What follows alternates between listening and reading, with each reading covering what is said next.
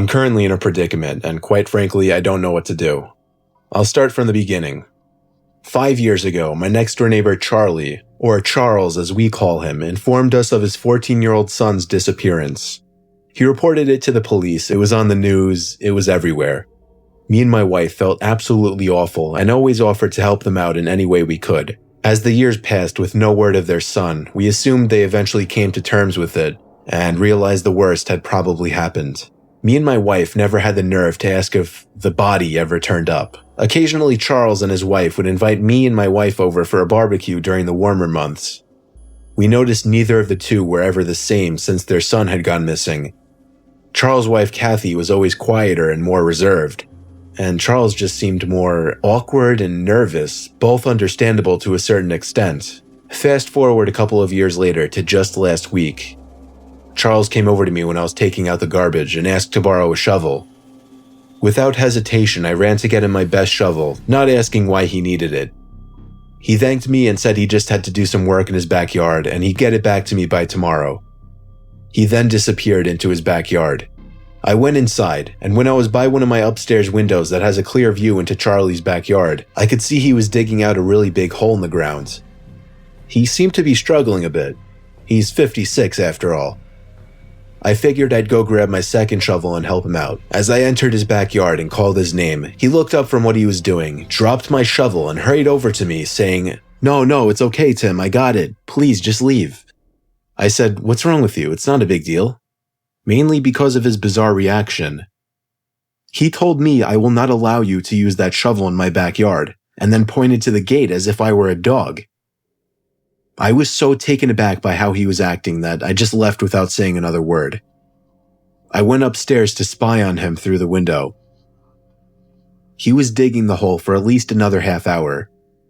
When it finally looked like he was done, he started looking around, like up high at neighboring houses as if to check and make sure nobody was watching. And then, before I could think to hide, he spotted me at my window. All I could do at that point was casually walk away. He's up to something, and I wanted to find out what. I continued to look at his backyard every so often, but he wasn't digging anymore. I figured he knew I was watching now and would wait until it was dark out. And I was exactly right. At 1:30 in the morning, I heard the sound of a shovel hitting the dirt outside. It was too dark to see anything from my window now, so I snuck outside quietly and looked over the fence in the backyard. I could see him digging loud and clear now. When he went inside his house, I took that opportunity to sneak into his backyard and take a look at what was in the hole he was digging. The moonlight alone revealed a small piece of a black garbage bag protruding from the dirt at the bottom of the hole. I looked at his back door and back at the hole. I did this 3 more times, deciding whether or not to see what was in the bag. In the end, I decided to run back to my backyard, and it was a good thing I did because he came back outside seconds later. But he wasn't digging. In fact, he disappeared to the other side of his house and didn't come back. I went back into my house and quietly got back into bed, trying not to wake up my wife. The next day, the first thing I did was look out my window to see that the hole in the ground was completely patched up in Charles' backyard. I also noticed that his SUV was parked in the street now instead of his driveway. I don't know what happened throughout the rest of that night, but I'm disturbed to think that what was at the bottom of that hole might have been his son's body. For all I know, he dug up that hole to remove whatever he had previously buried down there and drive it somewhere else to dump it. This is all speculation, call me crazy if you want. I haven't told anyone, not even my wife. And quite frankly, I don't know what to do. Charles never gave me back my shovel. I'm not going to ask him for it. In fact, he's been avoiding me ever since. And something disturbing happened yesterday. I by coincidence happened to look out my window across to Charlie's house and caught him standing at one of his windows looking into mine. When he saw me, he shut his blinds, and that was in the middle of the day. I have no idea what to do, but I'm honestly terrified.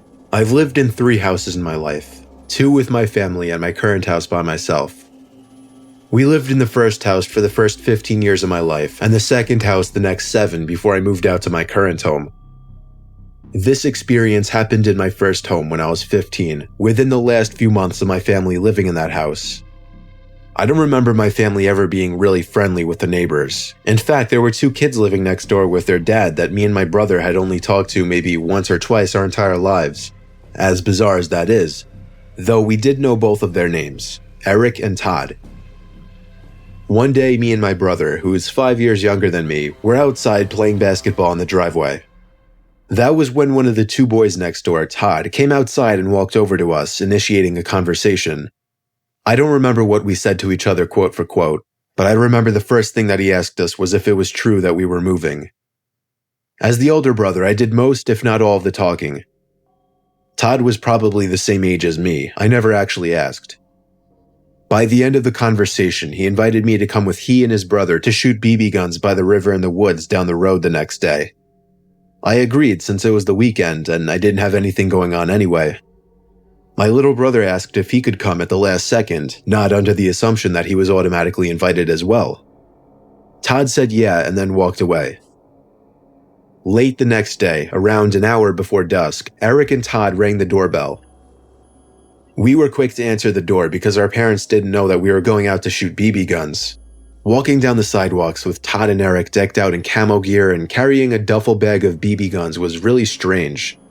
The level of seriousness these 2 clearly had in this was really weird to me and my brother, and we kept meeting eyes, holding in our laughter a couple of times because of it. We got to the woods having spoken very few words. I could already tell these 2 were kids of few words. Maybe why we hadn't met them officially until that point. Todd dropped the duffel bag onto the ground and unzipped it, while Eric aggressively snapped a branch off a tree and threw it into the river. Me and my brother looked at each other again, this time not finding it as funny. Todd pulled out a couple of guns and handed them to me and my brother, and that's when Todd dropped the bomb and told us they were real guns. Eric grabbed a loaded gun from the bag and began firing at trees across the river. When I realized he wasn't joking about the guns being real, I was in a mix of anger and confusion. I grabbed the gun from my brother's hands and placed both of them back in the bag. I told them we weren't comfortable with this and had to leave. Eric stopped firing, and they both looked at us with expressions that seemed half angry. One of the 2 boys yelled a curse word at us as we were walking away. I always had a feeling these 2 were bad kids, but this confirmed it. I told my brother not to speak to them anymore for the remainder of our time living there. We told our parents at the dinner table that night that they were really weird kids, but we didn't mention the gun thing. I woke up that night to a breeze of cold air hitting me in the face. My window was open all the way. I felt something hard press up against the back of my head as I was looking out the window, and somebody behind me going. Somehow I didn't scream or jump, I just stayed calm.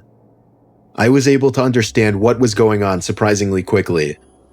I heard Todd's voice in a whisper behind my head. He told me if I ever told anybody, especially his dad, about the guns or the visit, he would come back and kill me and my entire family. I replied in a quiet, shaky voice, "Okay." He pushed my head with his gun before leaving through my window. Every night thereafter for months, I would catch either Todd or Eric at a certain window of their house, looking into either my or my brother's room. Their behavior became more and more strange as we got closer to the date of our move. Just a week before we moved, a rock was thrown at my window one night at like 1 a.m. I opened my window and saw Todd aiming a pistol up at the window, and feeling like I was about to die, I dove for the ground, only to hear the 2 boys crack up in laughter.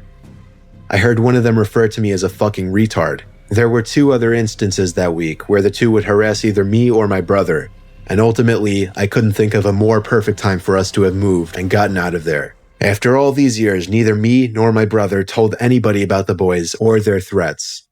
All I know is those 2 boys were trouble, and it was a good thing we got out of there when we did.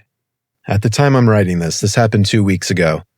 I've always hated just about all of my neighbors. I'm fresh out of college and I'm living on my own, but that comes at a price. I'm living in a really shitty area, the only place I can afford a house. So I'm not bound to have the ideal neighbors. The neighbors on one side always have their music blasting, while the neighbors on the other side are the creepiest people I've ever met in my life. It's 2 people living next door, one woman in her 60s who's not friendly at all and honestly doesn't seem all there, and a slightly younger woman who has some kind of severe mental disabilities. I have no idea what the relationship is between the 2. I would commonly be sitting on my front porch when I'd look over next door and see the older woman holding the younger woman back as she'd be having some kind of freakout episode. She'd have her arms crossed and she'd quickly rock back and forth while screaming and making noises. Sometimes she'd even look over and point at me and mumble stuff to the other woman. It's quite disturbing, actually. Sometimes I even go inside when I get too uncomfortable. Anyway, it was a night like any other. I had to go to bed early for work in the morning. However, the next-door neighbors were making an unusual amount of noise. I could hear the deranged woman screaming and throwing a fit as the older woman yelled in distress. This went on for about an hour, and I couldn't take it anymore. I marched over to the house next door and banged on the door. The older woman answered and greeted me with a "What the hell do you want?" I asked as politely as I could to keep the noise down.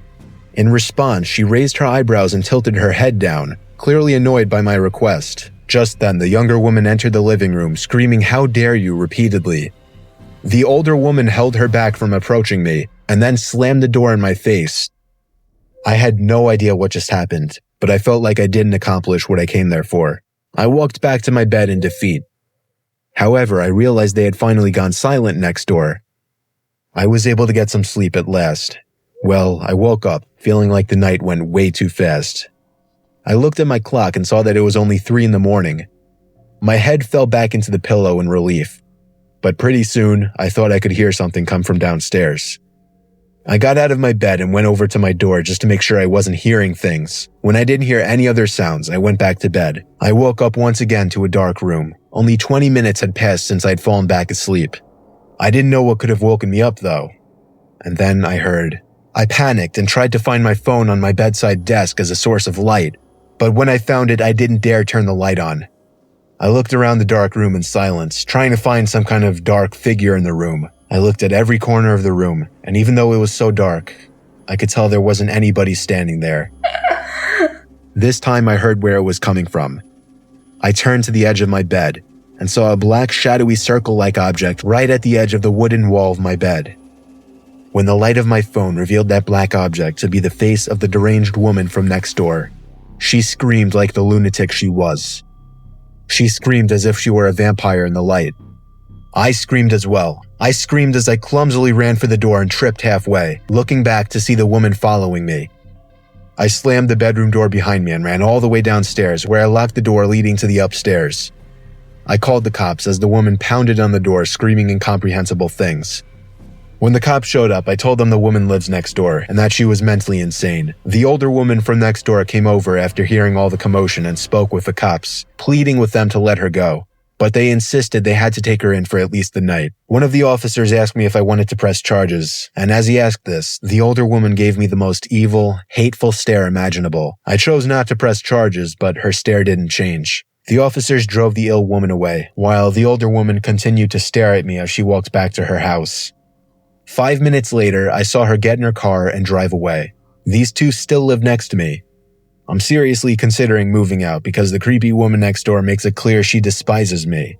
And I've concluded that the mentally ill woman is not only terrifying, but dangerous as well.